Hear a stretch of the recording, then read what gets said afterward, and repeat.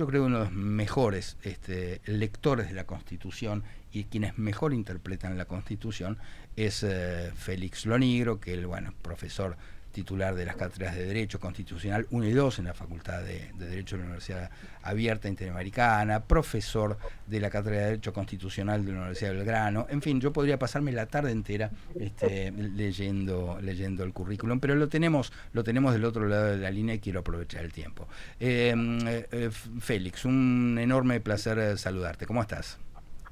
Federico, ¿cómo estás? Buenas tardes, un gusto escucharte. Bueno, esto que decía al principio, ¿no? ¿Qué recursos tiene la democracia para repararse, digo, para subsanar estas anomalías como es un tipo que hace casi 40 años que está gobernando una provincia?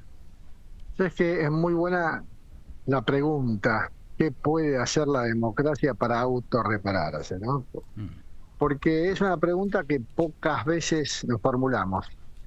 Eh, Federico, la democracia es un sistema en el que el poder reside en la gente Mm. y que por lo tanto la gente, al no poder ejercerlo de, de un modo, es decir, autogobernarse, entonces tiene que derivarlo a las autoridades. Y de ahí llega la única democracia posible, que es la democracia representativa.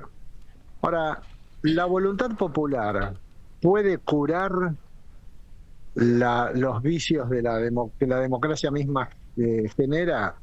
Por ejemplo, un Infran que está 40 años gobernando y que él dice que lo elige la gente. Mm. Entonces uno ¿qué piensa? Y bueno, es la democracia, la gente vota y el tipo está una y otra vez y se cumple con el precepto democrático de la elección popular. Claro, pero es que no es solamente elegir, es poder hacerlo con una voluntad libre de vicios, con una voluntad no condicionada.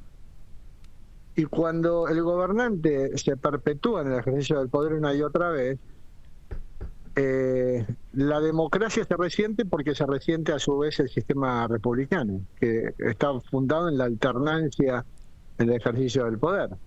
Claro. Entonces el gobernante, que una y otra vez es elegido, cada vez a medida que pasa el tiempo, va secuestrando más la voluntad popular. La va ensuciando, la va condicionando a través de la prebenda, del subsidio, del cargo público. Fíjate que en Formosa el 85% de la gente vive del empleo público Claro, total. y hay subsidios y hay prebendas y hay miedo. Entonces, cuando pasan todas esas cosas, la voluntad popular se resiente. Totalmente. Bueno, pero Mejor dicho, la democracia se resiente. claro.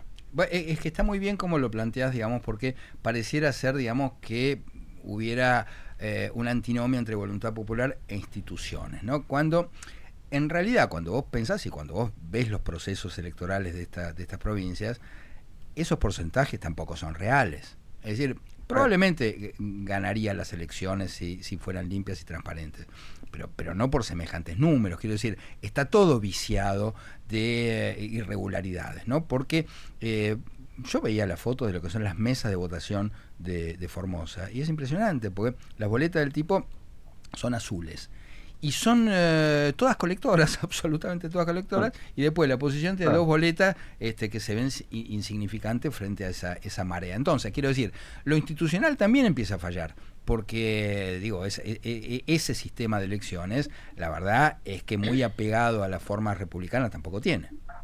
No, es que justamente el sistema electoral, ningún sistema electoral para elegir gobernantes es perfecto, pero están los menos malos que otros. El sistema electoral también está diseñado por el gobernante, Claro. aunque sea el Congreso. Si la gente vota infran y mete toda la boleta de los legisladores, el Congreso de la provincia también está viciado, también está lleno de representantes del oficialismo. En la ley de lemas que pergeniaron está hecha precisamente para que, como en la vieja y antigua Roma, todos los caminos conduzcan a ella. Claro. Finalmente, lo que la gente por ahí no, yo me doy cuenta que la gente por ahí no entiende, es que la ley de lemas es un sistema en el cual un mismo partido político, al cual se lo denomina lema, tiene un montón de listas internas o fórmulas internas o llamados sublemas, y todas esas listas juntan sus votos y van a parar al que más votos sacó dentro del partido. Entonces, si yo voté a una lista B, pero la lista A de ese mismo partido es la que más votos sacó, mi voto que fue a la lista B termina en la A. Claro. Entonces, es una violación clara y grosera de la voluntad popular y el sistema democrático. Pero eso lo hacen los gobernantes. Claro. Y lo hacen los gobernantes que están eternamente ahí en el poder y arman todo para poder seguir. Bueno, ¿qué hay que hacer? Pero me gusta tu pregunta, porque la respuesta es, hay ocasiones en las que la voluntad popular no puede autosubsanarse y necesita de los controles o de quienes ponen en marcha los controles, y en este caso, ¿quiénes son? Y dentro de la provincia esto no ocurre porque hay una justicia cooptada, un poder legislativo cooptado. Entonces, bueno, si en la provincia no se respeta la voluntad popular, en el sentido de que no se libera de condicionamientos, y si en la provincia no funciona la división de poderes y no funciona la alternancia, bueno, tiene que intervenir el gobierno de la nación. Y el gobierno de la nación puede intervenir de dos maneras. O lo hizo la Corte en su momento, declarando la inconstitucionalidad de la reelección indefinida del gobernador, o a través de un mecanismo que se llama intervención federal, en el que por un tiempo se revoca el mandato de las autoridades locales, se coloca un interventor federal, se normaliza la situación y se vuelve a convocar a la gente para que, bueno, con una situación normalizada, bueno, deciden a quién eligen, pero algo hay que hacer en Formosa. Total. Porque el tipo lleva gobernando más de la mitad de su propia vida y más de la mitad de la vida institucional de Formosa como provincia. Impresionante. Félix, buenas tardes. Qué gusto tenerte en el programa. Te quería preguntar justamente por esto de intervenir. Formosa fue algo que se comentó, creo que Patricia Bullrich lo comentó el mismo día que se supieron los resultados estos bochornosos, y esta aplicación de la ley de lemas que hay en algunas provincias del país, que tampoco entiendo por qué esa digamos lectura diferenciada de la democracia dependiendo del territorio, y por qué no hay una ley general que impida la ley de lemas en todo el país. Pero bueno, parece como haberse desinflado a lo largo de los días, porque realmente el domingo, el lunes se habló de eso y como que quedó en nada. Después nos toma la actualidad y creo que por mucho menos se han intervenido provincias en otros momentos. Claro. Bueno, a ver, mira, tu comentario tiene como dos cosas interesantes para destacar. La primera es este tema de por qué no hay una ley nacional que impida a las provincias usar este tipo de sistema electoral. Bueno, eso tiene que ver con el sistema federal de gobierno, en el cual las provincias tienen autonomía y, según la Constitución Nacional, eligen a sus propias autoridades del modo que las provincias mismas consideran. Es decir, si hay una cuestión en la que el gobierno de la nación no se puede meter, es en la verificación o intervención en materia del sistema electoral, salvo que haya una intervención federal, en cuyo caso la autoridad nacional metida en la provincia, bueno, decide modificar el régimen electoral. Pero si no hay intervención federal, las provincias tienen esa autonomía para elegir el sistema electoral que quieren, por un lado. Por esto que las provincias son anteriores a la nación, por otra parte. Las provincias no solo, o sea, son anteriores a la nación, y son ellas las 14 que había en 1853, las que se juntaron y se pusieron bajo el paraguas de la Constitución Nacional a la que crearon. Claro. O sea, la Constitución es obra de las mismas provincias y la intervención federal es algo que las mismas provincias escribieron en la Constitución. Pero no es un sometimiento, sino que es una decisión. En Estados Unidos no existe esto, pero bueno, es una decisión que las mismas provincias tomaron. Bien. Eso por un lado. Y por el otro, creo que el comentario era, lo primero era cómo funciona el tema del sistema electoral, si se puede meter el gobierno de la nación. Sí. Después en tu comentario me habías dicho otra cosa, habías terminado con otro. Sí, que Patricia Bullrich y los primeros días, horas, se comentó la posibilidad de la intervención y después no se habló más del tema. Se pinchó. Sí. Patricia Bullrich con Majul cometió un error cuando le preguntaron sobre el quórum que necesita el Congreso para sancionar una ley a través de la cual se intervenga federalmente una provincia, pues lo tiene que hacer el Congreso. Dijo 2/3, es un quórum alto. Claro. Y se equivocó, porque no estuvo bien asesorada, ella no es abogada. Y yo mismo le mandé un mensaje y le dije, mira, ministra, me parece que usted cometió un error. Sí, tenés razón, me escribió. Y ahí quedó. Pero yo creo que, más allá de este error, de alguna manera lo de Patricia Bullrich puede decir, y no, nosotros no podemos, se necesita un quórum, se necesita el Congreso, se necesita un quórum muy alto, es como diciendo, no se puede. Claro. Y la realidad es que acá lo que pasa es que no se puede, es que el gobierno de la nación no quiere. Claro. O sea, hay una insólita pasividad del gobierno de la nación que en otras cosas mete motosierra contra todo lo que quiere, y acá en este caso ni siquiera, si el gobierno de la nación quisiera mantenerse dentro de los cauces de la institucionalidad, bueno, dirá, yo no puedo intervenir federalmente en la provincia por decreto, ok, pero mandó un proyecto de ley al Congreso entonces, como hizo con tantas veces. Cosas, ¿sí? Y yo no propicio que dicte un decreto de necesidad de urgencia, porque yo mismo lo criticaría, pero señores del gobierno han hecho de todo por DNU y ahora se hacen los que se apegan a la norma. Bueno, está bien, está muy bien que lo hagan, pero no me digan que es porque no quieren, evidentemente. Una decisión política, claramente. Política, totalmente. Claro. Félix, y ahondando en esto, salimos un poco de Formosa. ¿Cómo ves la relación del gobierno con la Constitución, con las instituciones? Porque uno podría decir que desde las formas, la verdad es que el gobierno no presenta, digamos, el mejor de los modales.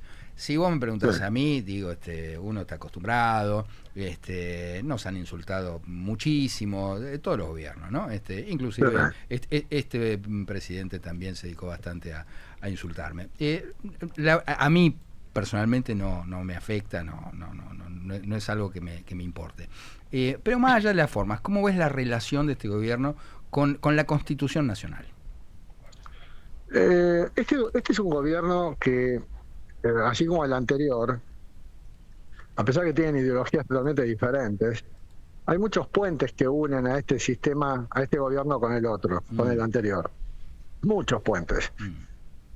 Tendencias autocráticas, tendencias a no tolerar los límites republicanos, tendencias a no soportar la crítica, que les molesta la libertad de expresión.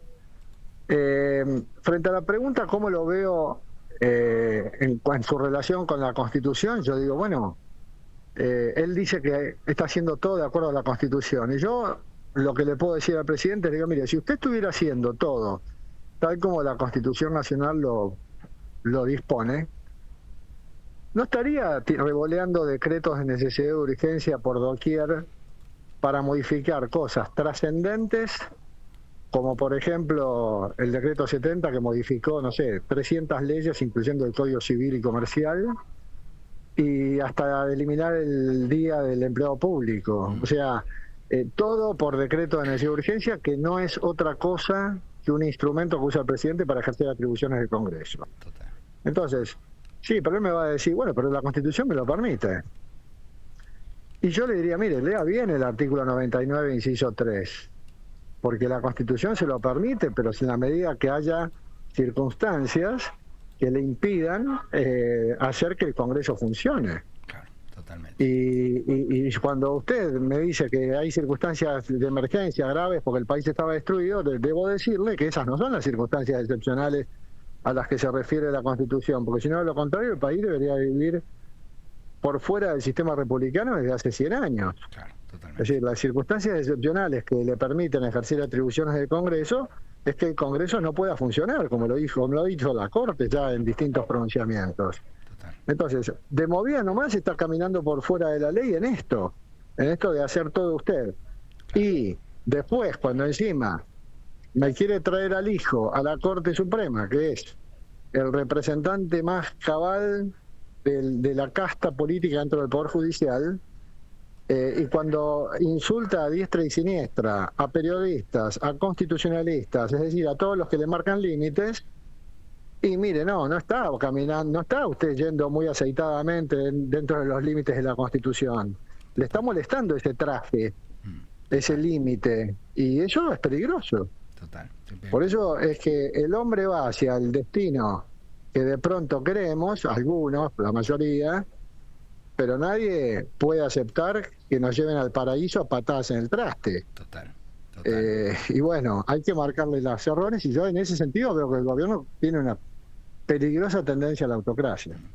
Félix, no te quiero llevar a un terreno que puede no ser el tuyo, pero me gustaría, si tenés ganas, me gustaría conocer tu opinión sobre el fallo de la jueza Presca, cómo ves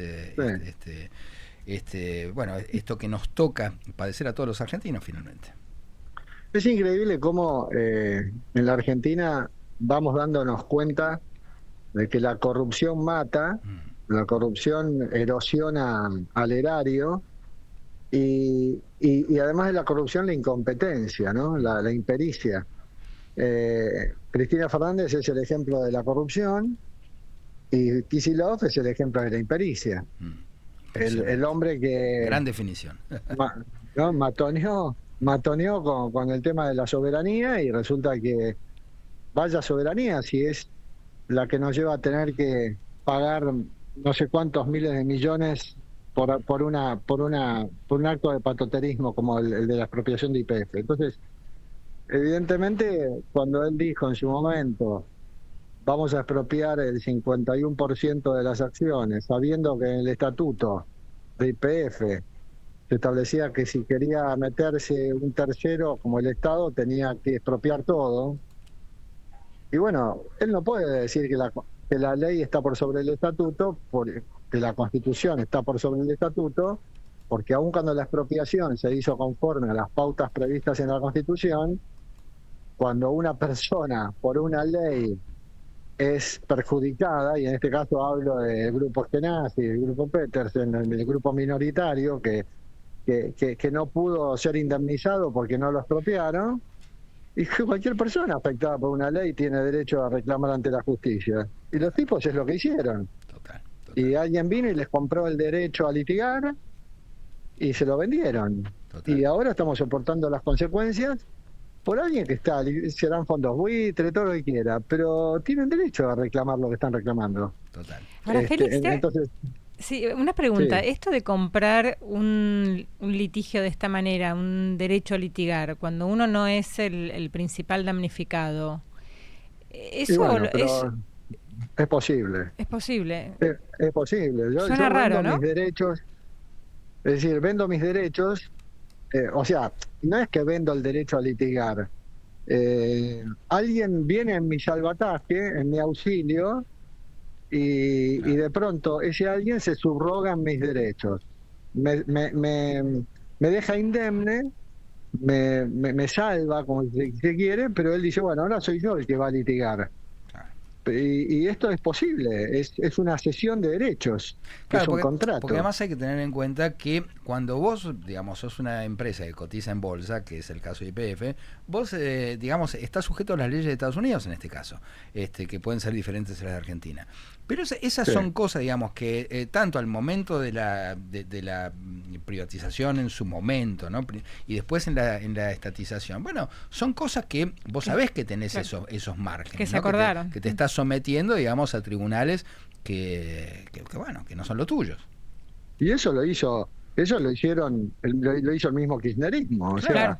sea, me causa gracia cuando se ponen a hablar en este caso de soberanía, cuando ellos mismos pactan la cláusula de prórroga de jurisdicción a otro país. Total.